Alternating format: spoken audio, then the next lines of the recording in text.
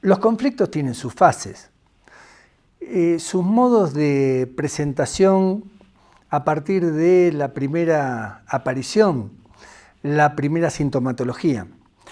Los conflictos latentes, los conflictos de formación, que uno podría caracterizarlos como que es la capacidad verdadera para tener un sistema de alerta temprana. Para poder hablar de las fases del conflicto tenemos que ver cuáles son los estadios en los cuales se encuentra un conflicto. Hay una primera etapa que la podríamos denominar la latencia del conflicto. Es cuando el conflicto está en formación, es cuando el conflicto da su primera sintomatología, cuando están los pedidos, las demandas. Si uno está allí, cerca del conflicto, uno puede ver claramente que eso acontece, que hay algunos epifenómenos que nos están diciendo que hay un grado de malestar y se está manifestando. Ahora, en medicina, la etapa prodrómica, el pródromo, es una palabra que es muy característica y que a nosotros en la conflictología nos sirve. ¿Por qué? Y porque el pródromo da la primera sintomatología antes que aparezca algo. Y esa primera sintomatología, antes que el conflicto surja, antes que el conflicto emerja, a nosotros nos sirve tenerlo en cuenta. Por eso, el conflicto luego de estar latente emerge, luego que están esos pedidos, esas demandas, después aparece algún tipo de protagonismo, algún tipo de acción colectiva, emerge con algún acontecimiento, donde ese acontecimiento produce incluso hasta algún grado de tensión entre derechos. Puede estar esa tensión entre el derecho a transitar con el derecho a protestar. Ese derecho a protestar que tiene como sustento la libertad de reunión, la libertad de expresión, el derecho a peticionar ante las autoridades. Bueno, todos estos que conjugan en el derecho a la protesta y el derecho a la protesta que le da un sentido a la democracia, también tiene temas que pueden llegar a ser tensos con otra parte de la sociedad, como el derecho a transitar, y son derechos que en el orden jurídico normativo están en pie de igualdad. Sin embargo, generan una tensión enorme en lo social. Bueno, eso es un surgimiento, es un ejemplo de surgimiento de un conflicto. Ahora, ¿qué quiero decir con esto de las etapas de los conflictos? Porque luego del surgimiento del conflicto, el conflicto puede seguir escalando. Y el conflicto hay que medirlo, no solo en función de su intensidad, sino también en función del sostenimiento en el tiempo. En una línea de tiempo en el cual el conflicto puede perdurar mucho tiempo, dentro de lo que es el escenario público urbano o el escenario territorial. Y la realidad es que puede perdurar mucho tiempo en función también de la necesidad de los actores, o en función también de la instrumentalización que puede tener el poder porque necesita de ese conflicto para poder mostrar otro tipo de cosas dentro del escenario público o dentro de lo que es la toma de decisiones políticas. Por eso, yo lo que digo es que esas escaladas tienen que tener una lectura, sobre todo cuando se sostienen en el tiempo mucho tiempo. Ahora, dicen que los conflictos se puede llegar a una crisis. Yo siempre digo que como hay un principio de la economía que siempre se puede estar peor, digo que en un conflicto también siempre puede estar peor. Entonces, ¿cuál es la crisis última? Bueno, a partir de ahí digo que los conflictos tienen mayor expansión. Se expanden y se pueden expandir mucho más de un punto determinado que puede llegar a ser el punto final. No hay un punto final para que el conflicto se siga expandiendo. El tema es qué hacemos con los conflictos cuando los conflictos han llegado a cierto grado de escalada. Nosotros quienes trabajamos con los conflictos decimos que siempre hay un espacio de posibilidad para hacer algo con los conflictos. En cualquier estadio del conflicto se puede hacer algo con el conflicto.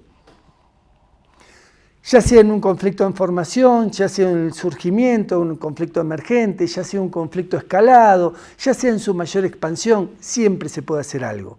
Ahora, los conflictos desescalan, pero esa desescalada puede ser una desescalada porque se hizo algo y bien. Pudo haber un diálogo, una negociación, pudo haber algún tipo de proceso de planificación cooperativa, proceso de construcción de consenso, algún tipo de presencia por parte de algunas autoridades que escucharon cuál era la demanda, canalizaron la demanda y directamente satisfacieron los intereses de aquellos que estaban planteando en el escenario público un conflicto, con lo cual el conflicto desescala porque lo han trabajado bien. Ahora, el conflicto puede desescalar con violencia también, con violencia institucional, con violencia por parte de las fuerzas de seguridad. Yo siempre caracterizo esto, que a veces el Estado de situación hace que algunos actores que son actores estatales convoquen a sus fuerzas regulares, a sus fuerzas del orden para ordenar el orden, cuando el desorden lo plantea el propio sistema. Pero lo que quiero decir con esto es que a veces se pretende encajar dentro de la caja que se rompió lo que se desencajó. En vez de ver cómo hacemos para co-construir una nueva caja, a palazos o con represión, pretendemos meter dentro de esa caja rota lo que se desencajó. Y eso es una forma de ver el orden que verdaderamente no hace otra cosa que generar más conflicto, o generar un desescalamiento del conflicto, pero un desescalamiento que lleva a los actores sociales a un lugar de volver a estar en un espacio de latencia, o llamémoslo relatencia. Claro que también el conflicto puede desescalar con violencia por parte de aquellos que produjeron una violencia en el escenario público. ¿Qué quiero decir con esto?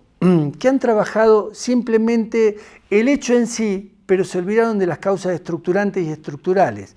John Paul Lederach nos marcaba claramente que en un árbol, si yo les pido a cualquiera de ustedes que dibuje un árbol, seguramente me lo van a dibujar como cuando tenían 6 años. Pero yo sé que ustedes saben que los árboles tienen raíces y se olvidaron de dibujar la raíz.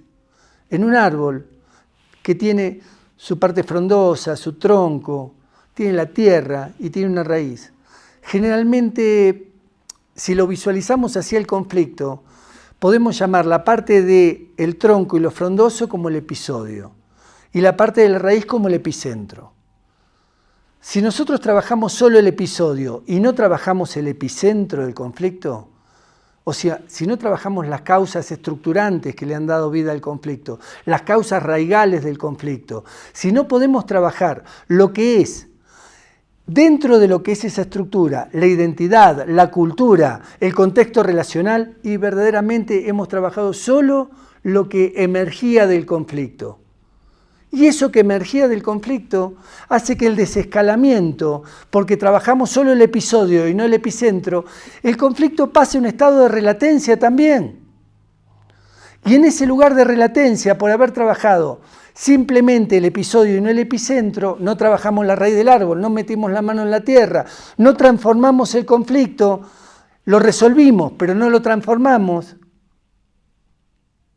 Transformar es producir algún cambio en los patrones que le dieron vida al conflicto. Y para eso hay que trazar caminos contrafácticos. Para eso hay que trazar nuevos caminos y pensar como nos enseñó Lederach a pensar, que uno tiene que observar los conflictos con lentes trifocales. Un primer lente para ver lo que tenemos aquí, o sea, para ver el árbol. Otro lente para ver lo que es el marco referencial, o sea, una ventana, si yo la tengo aquí, o la tierra, que es el contexto. Y otro lente para ver la raíz del árbol, o lo que está más allá de la ventana. Entonces, lo que tengo aquí dentro, el árbol, lo que tengo aquí dentro, tengo que resolverlo, conociendo siempre el contexto.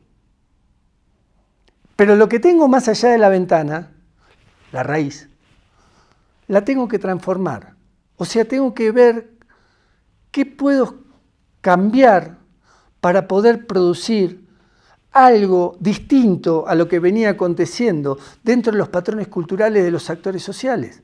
Y en esto sí yo tengo que tener en cuenta claramente que tengo que trazar caminos contrafácticos, que tengo que pensar en el corto plazo para resolver y en el mediano y largo plazo para transformar, y que tengo que tener los elementos necesarios para poder trabajar el conflicto, sabiendo claramente que en las partes siempre hay factores intervinientes que son situacionales, culturales y personales. y que indudablemente cada parte tenemos que tener la lectura de qué implica esos factores para poder saber qué voy a hacer cuando trabaje ese conflicto con cada una de las partes, ya sea para el episodio o ya sea para el epicentro. Dentro de lo que es esa relatencia que yo hacía mención, que están allí los conflictos que fueron desescalados por violencia o los conflictos que fueron desescalados por trabajar el episodio y no el epicentro, la medicina también tiene un nombre, que es el estado de espora, el esporular. Son como esas bacterias que están allí esperando su mejor momento para aparecer y pueden estar todo el tiempo necesario. Y que cuando aparecen en uno de los lugares que quizá tengas mayor debilidad dentro de la estructura del cuerpo. Entonces, lo que quiero plantear con esto es que el mejor lugar para trabajar los conflictos que tenemos los operadores del conflicto es con una actitud proactiva. No podemos esperar que el conflicto nos venga a nosotros. Es estando allí, y lo digo como una categoría conceptual. El estar allí es una categoría conceptual. Estando allí, teniendo la temperatura de la realidad social, conociendo el contexto, con actores sociales del contexto, trabajando con esos actores sociales del contexto que traen los primeros pedidos, las demandas, esa primera sintomatología, para trabajar el conflicto en un estado de latencia, pero también observando de modo lo más diáfano posible los conflictos que están en relatencia, esos que han desescalado con violencia o los que han desescalado por haber trabajado solo el episodio y no el epicentro.